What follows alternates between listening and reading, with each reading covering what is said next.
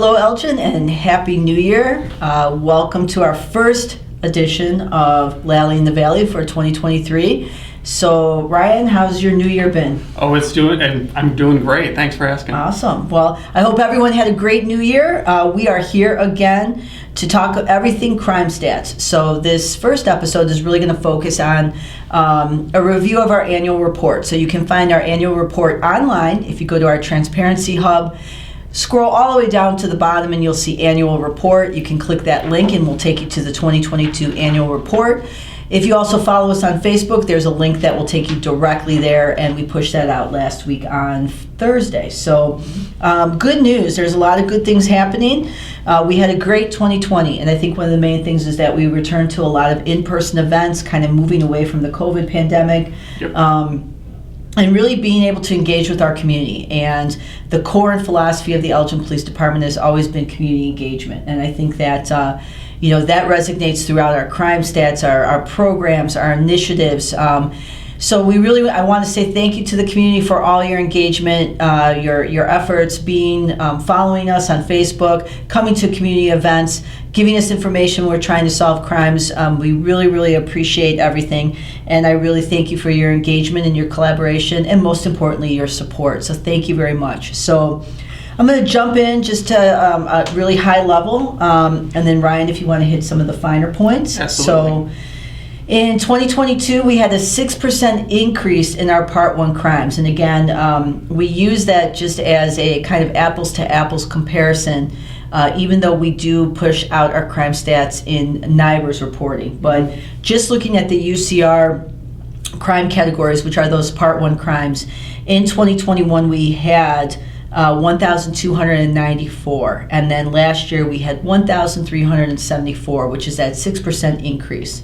But again, when we're looking at NIBR's offenses, which Ryan will talk about here in a minute, overall we're continuing on that downward trend with our crime stats. Good news too, we experienced a 12% decrease in our shots fired or gunfire incidents. So we ended 2021 with 66 shots fired incidents. And as a reminder, those shots fired incidents include anytime a person is struck, anytime we find evidence of gunfire, or if property is struck. So 2021 was one of our highest years ever with 66 shots fired, and last year we ended with 58. So that's that 12% decrease, which is all good news. We also had a 25% decrease in victims who were struck by gunfire. So in 2023, we're going to continue with our initiatives and our programs to continue to drive those numbers down.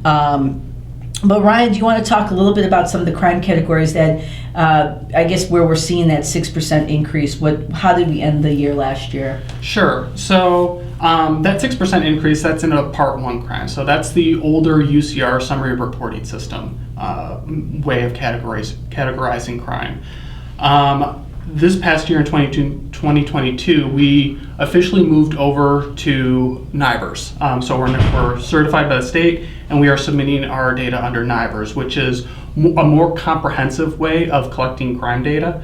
So there are more categories in the Group A and the Group B offenses.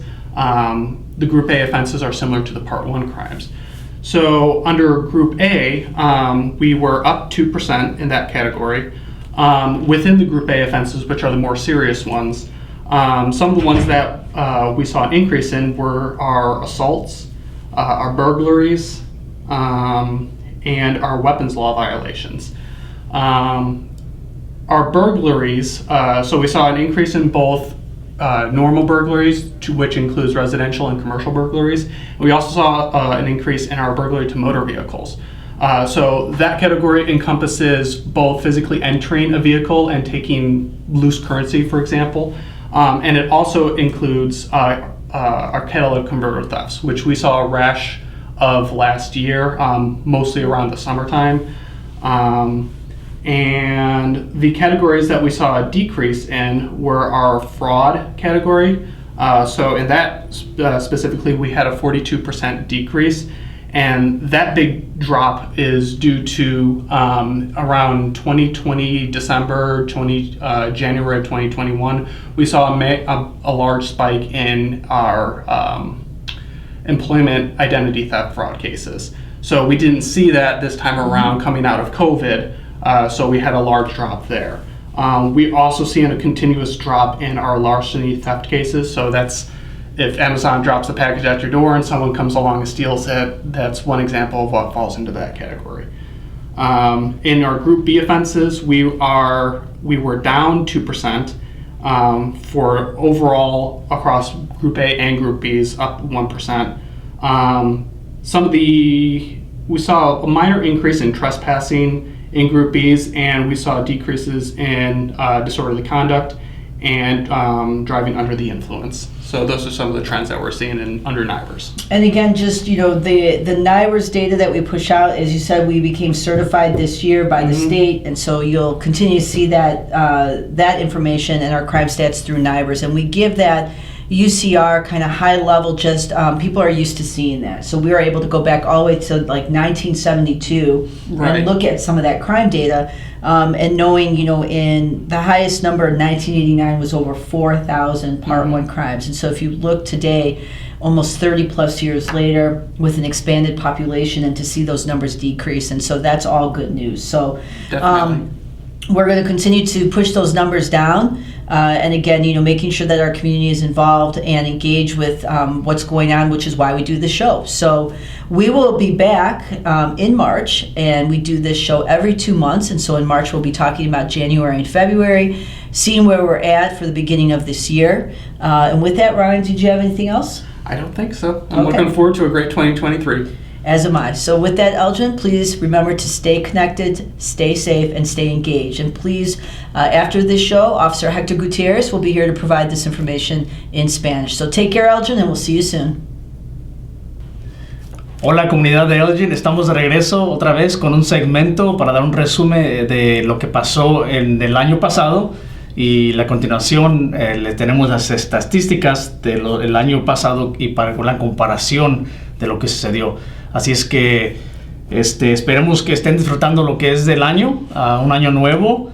Y gracias de parte de la Chief, le queremos dar gracias a toda la comunidad por atender a los eventos que tuvimos en la policía, en la comunidad. Gracias por participar, gracias por su ayuda y gracias por estar ahí para la policía de Elgin.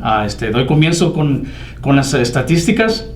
Los números muy interesantes, están mirando bien para ver la información que fue transmitida en el internet. Unos de los números que nos damos cuenta ahorita es de que en el 2021 el número estaba a 1,294, en el 2022 a 1,374. Por eso hay el 6% más de crímenes en la parte número 1, que son los crímenes más altos. Pero la razón, otra vez, porque los números estaban en un sistema anterior. Ahorita vamos a usar un sistema más nuevo que nos va a dar la información más correcta y más eficaz para en el futuro. Ahora quiero introducir a mi compañero Ryan, que nos va a decir un poquito de cómo cambiaron los números y la razón por qué cambiaron los números. Ryan, so can you tell us the categories as far as numbers and how they affected us? Sure. So under NIBRS, overall up 1%, but it's very similar to where we were last year. Dice que comparando al año pasado, estamos arriba 1%, pero es muy similar como el año pasado, 2022. Under the Group A offenses, the more serious offenses, we were overall up 2%. En el grupo A, las ofensas más graves, estamos un 2% más que el año pasado. And overall, the categories that were up in 2022 would be the assaults, our burglaries, and our weapons law violations. Unas categorías que estuvieron más en el año 2022 comparadas al 2021 fueron los asaltos, los robos de carros vehiculares y también las ofensas por armas de fuego o disparos, todo eso categoría. And categories that have decreased, we saw in fraud, and which is due to the COVID pandemic, the employment insurance fraud claims, and just normal thefts. Y también dice que una de las categorías que bajaron fue el fraude, porque en el 2022 había mucho fraude por el COVID-19, había fraude, entonces esa categoría bajó comparado en 2021 y el 2022, así es que redució, y también por robo también esa categoría bajó. And finally, the Group B offenses decreased by 2%, and major categories that we saw a decrease in was DUI, disorderly conduct, and a little bit of increase in trespassing. Y por último, el grupo B, las ofensas del grupo B, dice que hubo también una disminución del 2%, y la razón es porque había menos DUIs en el 2022 que en el 2021, y por eso esa categoría también bajó al negativo 2% menos. Anything else? I think that's about sums it up. Es todo lo que tenemos por ahora en las estadísticas. Si tiene más preguntas, puede visitarnos en la página de Facebook, ahí hay la información también, y encontrar, o también en línea en el sitio de que tenemos la Policía de Elgin, que es el sitio transparente, donde la información está disponible para la comunidad. Los esperamos para marzo. Vamos a hacer esto cada 2 meses, y los vemos en marzo para darle la información de cómo nos va en este año 2023. Pero para todos, ojalá un año nuevo y próspero para todos, y que tengan un bonito año. And Happy New Year, right, for everybody. Yep, for sure. Gracias.